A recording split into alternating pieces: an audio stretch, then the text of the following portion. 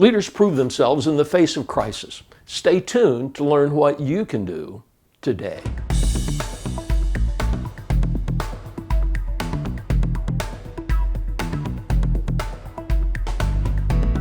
Hello, I'm Randy Pennington. Thanks for joining the conversation. Make sure to hit the subscribe button and ring the bell to never miss new content just as soon as it's released. This week's video was supposed to be about growing the next generation of leaders.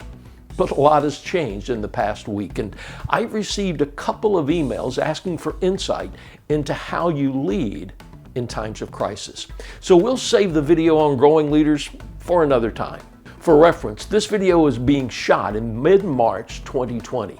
The COVID-19 virus has become a global pandemic. Countries are issuing travel bans. Social distancing is now trending on social media, and stock markets are in disarray. Let's be clear.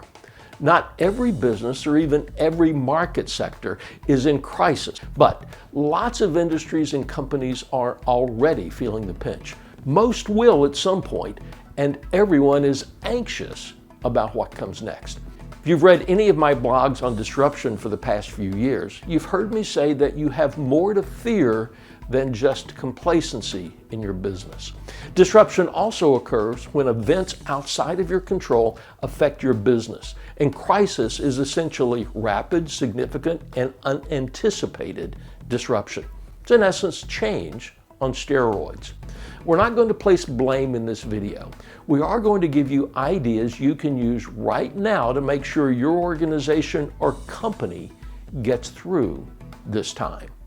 So leaders operate at three levels, and you'll need to work at all three now more than ever. The first level is personal leadership, because all leadership begins with self-leadership. You have to get your head and heart in the right place to be effective today.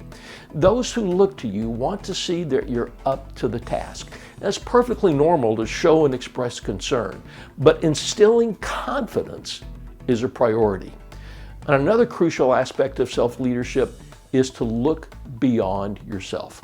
Mark Cuban, owner of the Dallas Mavericks, is a great example of this. Now, I admit, I'm a fan of both Mark Cuban and Sid Marshall, the Mavs CEO.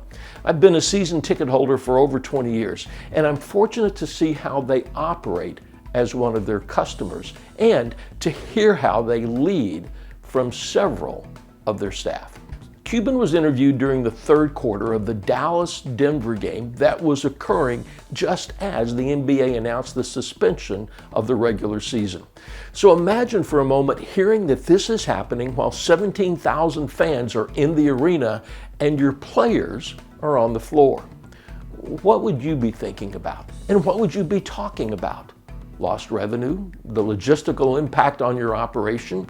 Maybe even your personal safety. And yet Cuban took the immediate opportunity to say that the hourly employees in the arena, who technically work for the arena and not the Mavericks, would be cared for in this crisis. To paraphrase him, basketball might be the most obvious thing considering the announcement and when it occurred, but it wasn't the most important thing. The ability to look beyond yourself is the mark of an effective leader.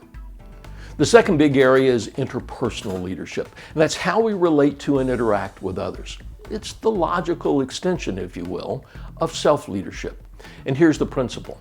If you want your employees, associates, vendors, and customers to think of and treat you as a partner, you have to be a better partner now more than ever. Now let's be clear. There are decisions that you need to make as a leader, and there are arguably more of those during times of crisis or uncertainty. But how you make and communicate those decisions matters. Again, let's look at the NBA's decision to suspend their season. The league didn't consult the fans. That would have been a bad choice. But it did involve the owners in the discussion, and it regularly communicated with the players. Doing that created transparency and trust so that when the situation changed and a player tested positive for this COVID-19 virus, there was a greater support for the decision. Your employees and customers want you to make it safe for them. That starts with physical safety, but it also includes an environment where it's safe to raise questions and voice their concerns and talk about their fears. They want you, as the leader, to be even more visible and vocal, and to focus on moving forward towards success and not dwelling on the dire situation at hand. The most effective leaders in a crisis like the one we're facing today will take two additional actions.